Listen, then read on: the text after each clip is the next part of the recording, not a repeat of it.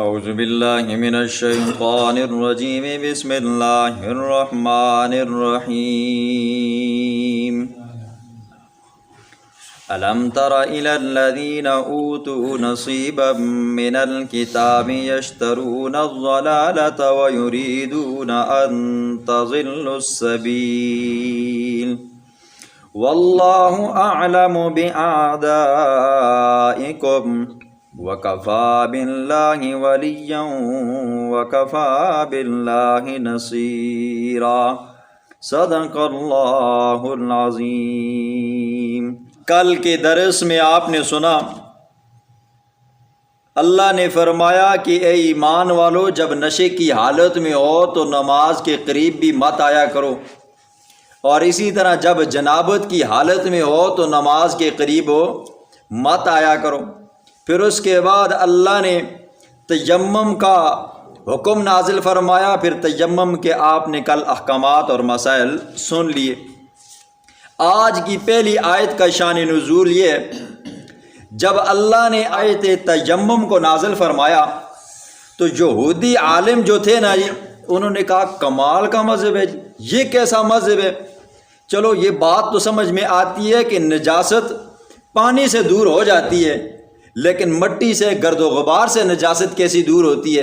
یہ تو بڑا عجیب مذہب ہے جی۔ تو آج اللہ رب العزت ان کی خباثتوں کو، ان کی شرارتوں کو بیان فرمائیں گے۔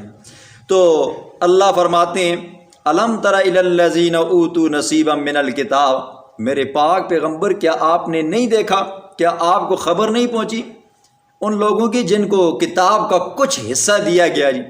دیکھیں جی، اللہ نے تورات پوری نازل فرمائی، انجیل پوری نازل فرمائی، زبور پوری نازل فرمائی، لیکن اللہ یہ کہتا ہے کہ وہ لوگ جن کو کتاب کا کچھ حصہ دیا گیا، تو اس کا مطلب یہ ہے کہ وہ یہودی جو تھے نا جی، بنی اسرائیلی، وہ کیا کرتے تھے؟ تورات کے وہ احکامات مانتے تھے جو ان کی خواہش اور مرضی کے مطابق ہوتے تھے جی، میٹھے میٹھے، اور جو احکامات ان کی عقائد کے اوپر زد ڈالتے تھے یا یہ کہ ان کے اوپر سختی کرتے تھے تو وہ ان کو مانتے نہیں تھے۔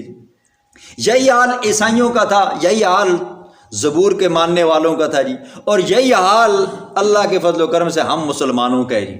ہمیں جو مسئلہ اچھا لگتا ہے، طبیعت کے مطابق لگتا ہے، میٹھا لگتا ہے تو کہتے ہیں ہاں جی اے چنگا ہے جی، اور جو مسئلہ سخت لگتا ہے نا تو کہتے ہیں کہ یہ ہم اس کو نہیں مانتے جی۔ یہی حال ہے جی، مسلمان بھی کیا ہے، قرآن کے بعض احکامات کے اوپر ایمان لاتے ہیں بعض، اور یہی حال ہماری پارلیمنٹ کا ہے جی۔ جب پاکستان کا آئین بنا نا جی تو اس میں لکھا تھا یہ قرآن اور حدیث کے مطابق ہے، قرآن اور سنت کے مطابق کیا ہوگا جی، یہ قانون بنے گا جی۔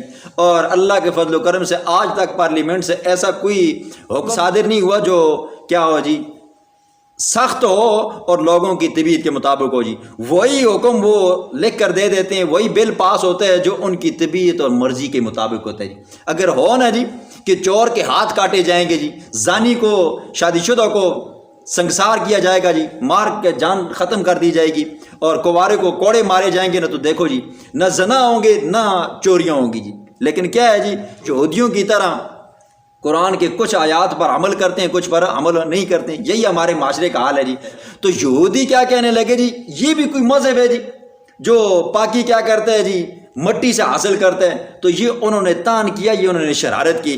تو اللہ فرماتے ہیں یشترون الضلالۃ، کہ خود تو گمراہ ہیں، اور جو اللہ نے ان کو حکم دیا تھا کہ توحید پہ آ جاؤ، میرے پیغمبر کو مان لو، تو انہوں نے مانا نہیں ہے، توحید نہیں لائی، اور کیا کرتے ہیں اس گمراہی کے بدلے میں پھر کیا کرتے ہیں جی، آگے گمراہی خریدتے ہیں۔ میرے پاک پیغمبر یہ یہودی اتنے اندر سے کالے ہیں، وَيُرِيدُونَ أَن تَضِلُّوا السَّبِيلَ، وہ تو یہ چاہتے ہیں کہ آپ بھی گمراہ ہو جاؤ جی، لیکن آپ نے ثابت قدم رہنا ہے، آپ نے قرآن کی احکامات پر عمل کرنا ہے، یہودیوں کو باتوں کو نہیں ماننی۔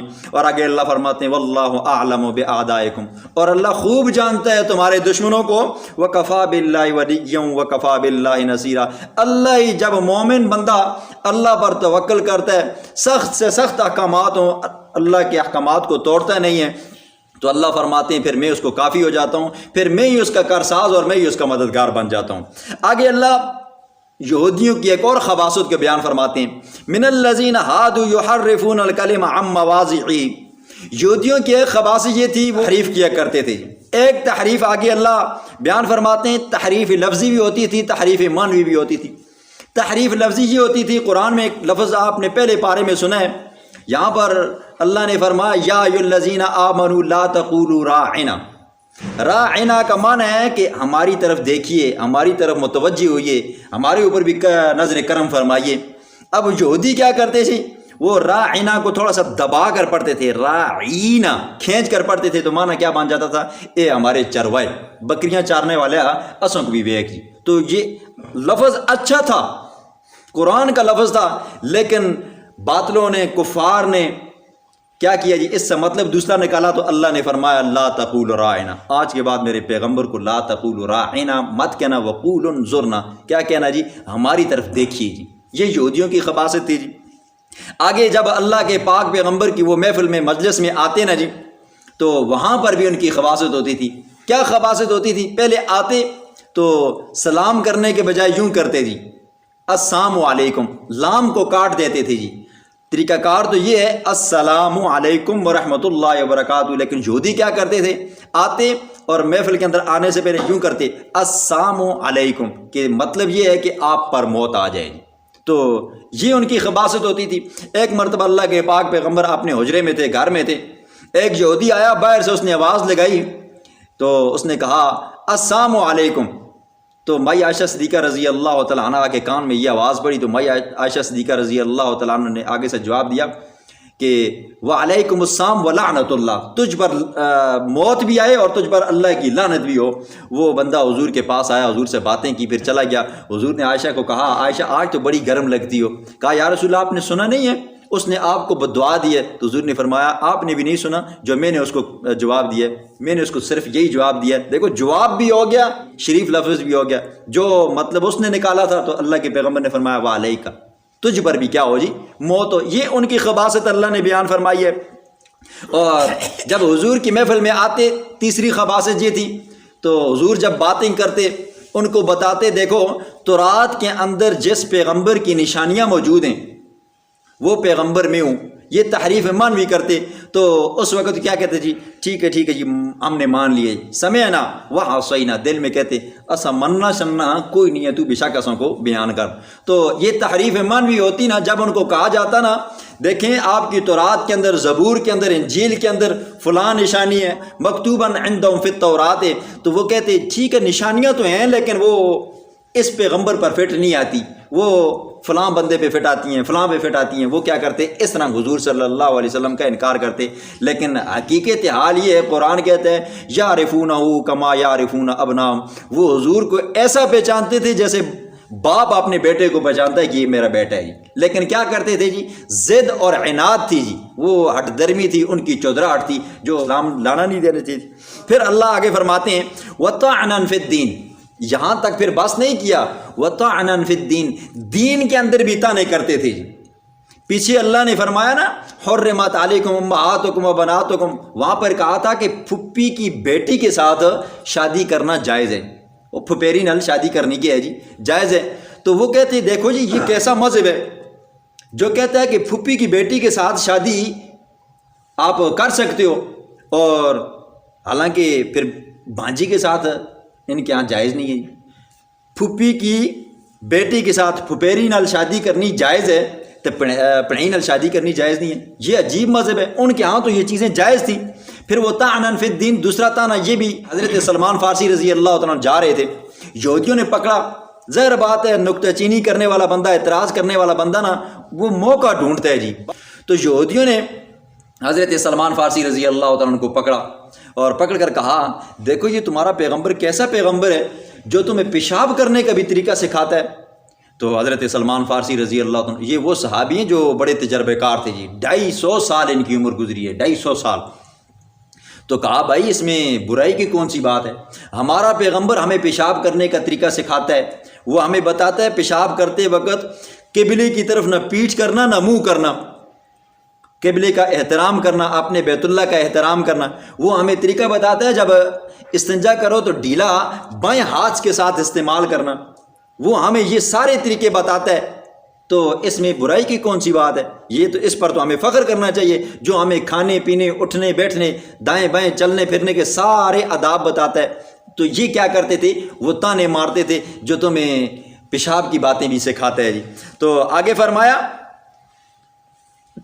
پانچویں خباثت فرمایا وَانظُرْنَا نَكَانَ خَيْرًا لَهُمْ وَأَقْوَمَ۔ اللہ فرماتے ہیں یہ اگر تانے مارنے کے بجائے نا تھوڑا عقل سے کام لیتے، سمجھداری سے کام لیتے تو یہ ان کے لیے بہتر ہوتا، لیکن اللہ فرماتے ہیں فَلَا يُؤْمِنُونَ إِلَّا قَلِيلًا۔ ان یہودیوں میں سے بہت ہی کم تھے جنہوں نے اسلام لایا، ایمان لایا، باقیوں نے نہیں لایا۔ اگلی آیت میں اللہ فرماتے ہیں یا ایھا الذین اوتوا الکتاب، یہودیوں کو پھر خطاب ہے جی، اوے اہل کتاب ہو، آمنو ایمان لے آؤ، بما نزلنا اس چیز کے اوپر جو ہم نے اتاری ہے قرآن مجید، مصدقا لما معکم یہ قرآن تصدیق کرنے والا ہے اصلی تورات کی اور اصلی انجیل کی اور اصلی زبور کی جی۔ آج تورات اور زبوریں اور انجیلیں ملتی ہیں جی، میرے اپنے پاس بھی ہے، لیکن یہ ہے کہ ساری وہ رد و بدل کیا ہوا ہے جی، اپنی طرف سے اندر سے واقعات لکھے ہوئے ہیں۔ تو یہ قرآن اصلی تورات کی، اصلی انجیل کی، اصلی زبور کی تصدیق کرتا ہے۔ من قبل، اور یہودیوں خیال کرنا قبل اس کے کہ ان نطمس وجوہا فنردها علی ادبارہا، پہلے اس کے کہ تمہارے چہرے مسخ کر دیے جائیں، تمہارے شکلیں بگاڑ دی جائیں، فنردها علی ادبارہا، یا یہ ہے کہ تمہارے چہرے سینے کے بجائے پیٹھ کی جانب چلے جائیں، تو او نلعنہم کما لعنا اصحاب السبت، یا ہم لعنت کریں جیسے کہ ہم نے ہفتے والے دن لعنت کی تھی۔ اب یہ لعنت کون سا واقعہ ہے جی؟ جب موسیٰ علیہ السلام اپنی قوم کو لے کر ہمارے کلزم کو پار کیا نا جی، کلزم کے کنارے ایک بستی ہے جی جس کا نام ایلا تھا، ایلا، تو وہاں کے لوگ کیا کرتے تھے جی؟ شکار کرتے تھے جی۔ تو اللہ نے پابندی لگائی کہ ہفتے والے دن آپ شکار نہیں کر سکتے ہو، کیونکہ ہفتے والا دن کیا ہے جی؟ عبادت کرنے کا ہے۔ جیسے مسلمانوں کا کیا ہے جی؟ جمعے کا دن ہے، تو یہودیوں کا کیا ہے جی؟ ہفتے کا دن ہے، اور عیسائیوں کا کیا ہے جی؟ اتوار کا دن ہے۔ اور ہمارے مسلمان کیا کرتے ہیں جی؟ اتوار کو چھٹیاں مناتے ہیں، جمعے کو تو مناتے ہی نہیں۔ تو خیر اللہ نے انہیں ہفتے والے دن شکار کرنے سے منع فرمایا۔ پہلے تو وہ رکے، کچھ لوگ وہ تھے جو ان کو روکتے تھے جی ایسا کام مت کرو جی، کچھ وہ تھے جو کہ روکتے نہیں تھے، اپنے کام کے ساتھ وہ لگا ہوا تو لگا رہے جی۔ ہماری بھی یہی حالت ہے، کوئی غلط کر رہا ہے ہم اس کو روکتے نہیں ہیں جی، بس کہتے ہیں بس چلنا جی، چلنے دو جی۔ نہیں، ہمارا یہ کم از کم ایمان اتنا ہونا چاہیے، کم از کم دل کو تو برا لگے نا جی۔ اگر آپ زبان سے نہیں روک سکتے، ہاتھوں سے نہیں روک سکتے، تو کم از کم دل سے تو برا جانو نہیں اس بندے کو۔ تو کچھ ان میں سے وہ تھے جو کیا کرتے تھے جی؟ ان کو صراحتاً روکتے تھے، کچھ وہ تھے جو ان کو روکتے نہیں تھے جی، اور کچھ وہ تھے جو شکار کیا کرتے تھے۔ خدا کا حکم ایسا ہوا کہ اللہ نے ان کو ایک ایسے عذاب میں مبتلا کیا کہ جو آنے والے لوگ تھے ان کے لیے عبرت بن گیا جی۔ جو لوگ شکار کرتے تھے اللہ نے وجعل منهم القردۃ والخنازیر، کچھ کو بندر بنا دیا، کچھ کو خنزیر بنا دیا۔ جو نوجوان تھے اللہ نے ان کو بندر بنا دیا، جو بوڑھے تھے نا جی، جو اللہ نے ان کو کیا بنا دیا جی؟ خنزیر بنا دیا۔ 3 دن وہ زندہ رہے، 3 دن کے بعد وہ کیا ہو گئے جی؟ سارے فوت ہو گئے۔ تو اللہ فرماتے ہیں اے اہل کتاب، تمہارے آباء و اجداد نے بھی میرے حکموں کو پامال کیا جی، تم نے نہیں مانا، اور جیسے تمہارے آباء و اجداد نے نہیں مانا تو پھر خیال کرنا تمہارے ساتھ بھی وہی حشر ہوگا جو تمہارے آباء و اجداد کے ساتھ ہوگا۔ اللہ کا لاکھ لاکھ شکر ہے، جمعے والے دن بھی اللہ نے کیا ہے جی؟ یہ 2-2.5 گھنٹے بنتے ہیں جی، 2-2.5 گھنٹے جی۔ مثال کے طور پر پہلی اذان ہوتی ہے تو پہلی اذان کے بعد بے و شرا کیا ہو جاتا ہے جی؟ حرام ہو جاتا ہے، کھانا پینا، اٹھنا بیٹھنا سونا، یہ کیا ہو جاتا ہے؟ سوائے ان کاموں کے جو جمعے کی نماز کے لیے ہیں۔ غسل کرنا، آپ غسل کر سکتے ہو، کپڑے پہن سکتے ہو، خوشبو لگا سکتے ہو، مسواک کر سکتے ہو، یہ کام کرنے حلال ہیں۔ لیکن وہ کام مثال کے طور پر دیکھو نا، شادی کرنی جی اچھی چیز ہے، سنت ہے، ثواب ملتا ہے، لیکن جمعے والے دن پہلی اذان کے بعد اگر کوئی بندہ نکاح کرتا ہے تو یہ بھی کیا ہے جی؟ ٹھیک نہیں ہے، ٹھیک ہے جی، اس کو بھی اس کو گناہ ملے گا جی۔ جمعے کی پہلی اذان کے بعد بے و شرا کرنا، دکانیں کھلی رکھنا، یا یہ کہ موج مستی مارنا، یہ کیا ہے جی؟ بڑا سخت گناہ ہے جی۔ تو اللہ نے کیا کیا جی؟ مسلمانوں کے اوپر اتنی آسانی کی ہے، لیکن ہم مسلمان ہیں جی، جمعے کی اذان کے بعد بھی کیا کرتے رہیں؟ بے و شرا کرتے رہتے ہیں۔ آگے اللہ فرماتے ہیں وَكَانَ أَمْرُ اللَّهِ مَفْعُولًا، یہ اللہ کا حکم ہے اور یہ اللہ نے پہلے کیا ہوا ہے جی، ٹھیک ہے۔ اگر آپ مسلمان بھی باز نہیں آؤ گے تو آپ کی بھی شکلیں کیا ہو جائیں گی جی؟